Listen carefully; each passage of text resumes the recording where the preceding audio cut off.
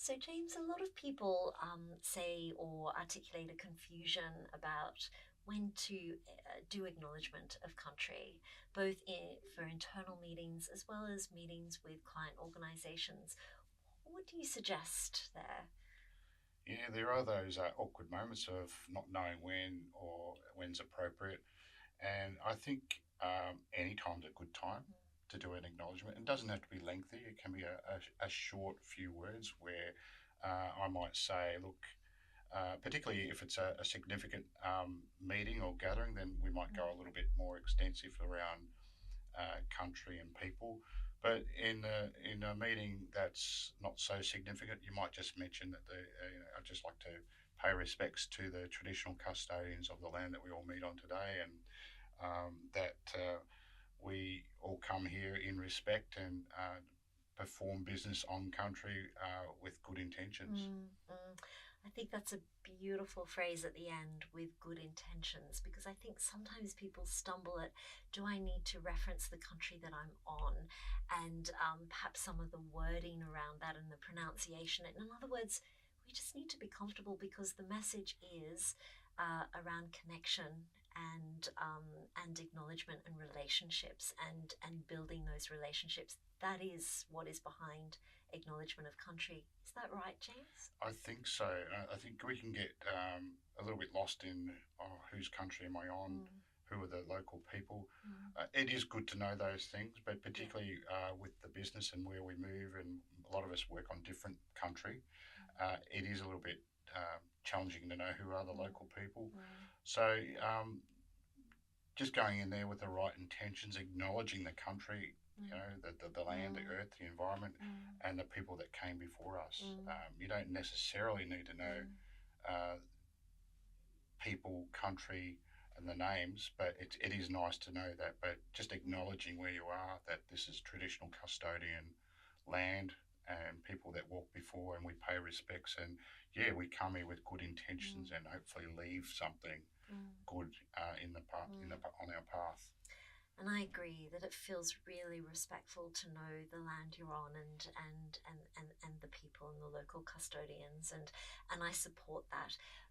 But what I'm hearing is that if you don't know that, it's still okay and means something to acknowledge country. So I appreciate that messaging. And I know that language is also really important in acknowledging those different languages. So building our own understanding. And sometimes I reference books I'm reading by First Nations people as part of an acknowledgement of country because that is the connection. That's the way I connect with people. In other words, making it your own is important here as well.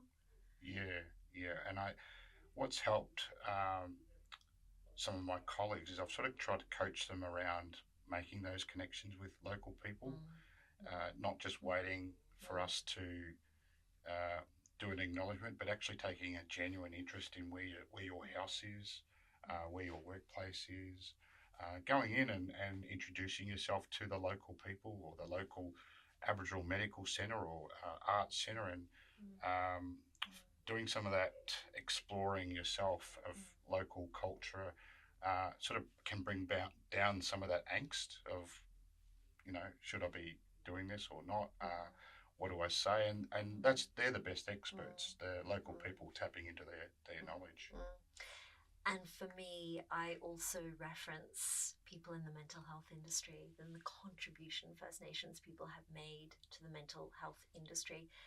Starting, if I'm completely honest with you, I often mention you when I do acknowledgement of country, out of respect of what I've learned from you and the wraparound and connection to mental health, and also working with First Nations people on issues of mental health and the wisdom and spirituality and connection to land that they bring has just taught me so much, and including some of that when I do acknowledgement of country feels more personal to me because they are the connections I've made. Yes, yeah, no, thank you for saying that. And First Nations people are their own experts in mental health, like that Mm, whole social mm, emotional well-being model. Um, uh, when we have interactions with our with one-on-one with our clients, it's culture has to be part of that. Certainly, the clinical model has to be as well, but incorporating culture in the way we deliver services, that we don't just focus on the person, but we focus on them, their family, and community as part of their emotional health. Um, and so it takes on another meaning. And I know we've done a lot of work around uh, assessment tools and redeveloping services to meet the needs of First Nations people. And that's all part of working differently to reach better, long lasting outcomes for First Nations people. Thank you so much, James. Thanks, Kate.